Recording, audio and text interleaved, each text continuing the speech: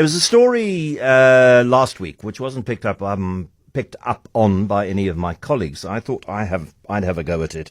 Something called the 2023 INRIX Global Traffic Scorecard, which was updated towards the end of last month and which tells us that Cape Town is the 9th worst city in the world for motorists. The worst by some distance in South Africa, that Cape Town motorists lose on average 83 hours a year stuck in traffic.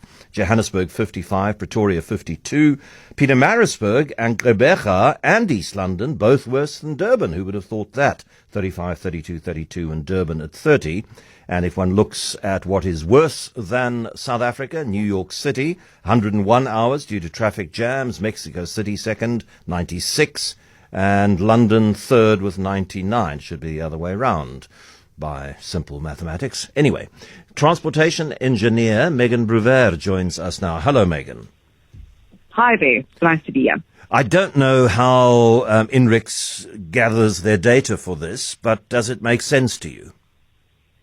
Yes, it does. And I do know how they gather their data. So if you want, I can give you and your listeners a brief rundown of where this information comes from. As long as you're not too technical, please.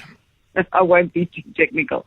So basically this information is coming from any GPS device that's carried in a vehicle. So it might be a tracker, for an anti-theft device. It might be a smartphone, or it might be an onboard navigation device in your vehicle. And that information, or those devices are then transmitting their information to companies like INRIX, who can then find out where you are driving and how long you are driving for. And then they use that information to be able to estimate how much time people are spending in their vehicles during the morning peak hour, and then they compare that to the middle of the night. So this delay in hours is the total number of hours that we spend per year if we drive in the morning peak hour, and we're driving now more hours than if we were traveling in the middle of the night. So that's where that information is coming from. And as somebody who I don't know where you live. I know that you work at Stellenbosch University, so you know Cape Town's roads. I haven't been in Johannesburg for a long time, but when I was last there, I thought that their traffic jams were worse than ours. But this says ours are significantly worse than Johannesburg's. Again, does that feel intuitively right to you? So it depends on where the information is coming from. So also it's important to remember when they say that Cape Town is the 9th worst city in the world, they don't have any cities from any other African countries that are measured. There's no country, no cities in India, for example, nothing in China or Japan, nothing in the whole of the South America, the whole of the continent of South America. So when they say 9th worst in the world, you've got to take it with a bit of a pinch of salt as well, because it's not measured throughout the entire world. But certainly in terms of South Africa, INRIX is not the only group that measures this type of congestion. It's being measured by a lot of other companies as well, and everybody actually does agree internationally that Cape Town is the worst city in South Africa.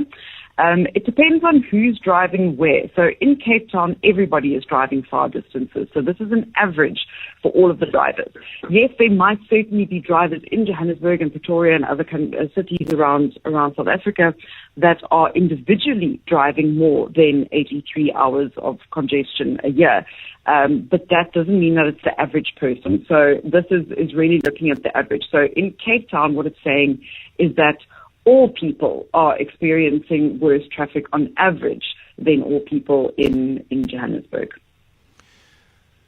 Okay, but that's a lot of time to be losing. That's a lot. And look, I sometimes see with a bleary eye the traffic on the N1 incoming and the traffic on the N2 incoming in morning rush hour.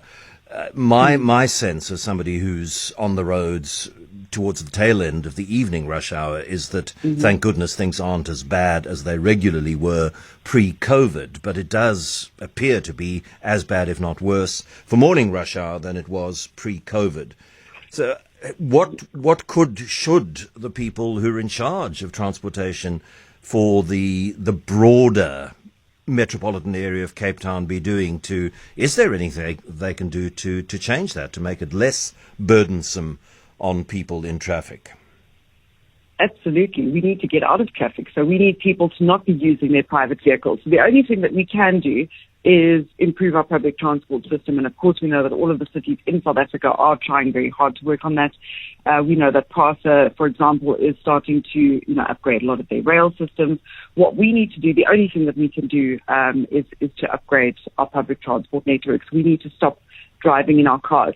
So we know that you can't build yourself out of congestion. You can't just add extra lanes onto, the N1 and the N2 in Cape Town, for example. First of all, because we don't have very much space left to do that. And secondly, because if you add more tarmac, what happens is that people just start driving more. And so you get something called latent demand, which actually increases then the amount of traffic that you've got on those roads if you go and build extra roads. So what we need to do is improve our public transport system. Also, it's important to remember that Cape Town is the only city in South Africa where we've now got a higher modal share of private vehicles compared to public transport users. So more people in Cape Town are using private vehicles than are using public transport, and that includes the minibus taxi industry. So in Johannesburg, you still have more people using minibuses for their morning commute than people using their private vehicles. So that also adds to the amount of traffic that you've got in Cape Town. And absolutely critical then is the restoration of Cape Town's rail service. I know that there is a reasonable service between Simonstown and Cape Town Central for people who live along that line. The trains are nowhere near as frequent as they used to be when the rail service was operating at something close to a peak. But then there are large areas of what one would call Cape Flats and townships that effectively have zero rail transport, and the northern suburbs very well served as well. So if we are to lessen those traffic jams, in addition to expanding perhaps the MyCity lines and the MyCity frequencies, is we've got to fix that rail.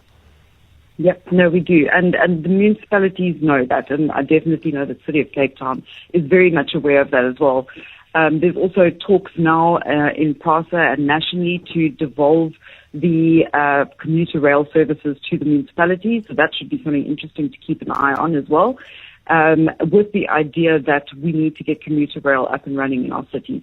So the backbone of any public transport system for long-distance commuters, for example, people heading from Khayelitsha to the city centre, I mean, that's a 30-kilometre trip. Those trips should be run on very high-capacity public transport, and that is rail. So it's absolutely vital for Cape Town for us to be getting rail back running up and running again. Also, Cape Town's got a very interesting shape. If you look at other cities, you can get to the city centre from 365 degrees. If you look at Cape Town, because of the mountain and because of the ocean, we've actually got a very small portion. It's only about sort of a couple, maybe 25 degrees or so that people can actually get into the city centre. And so that reduces the amount of road space that we've got hugely. And that's also why we spend so much time in congestion in Cape Town. Megan, thank you very, very much indeed. Megan Bruwer, transportation engineer.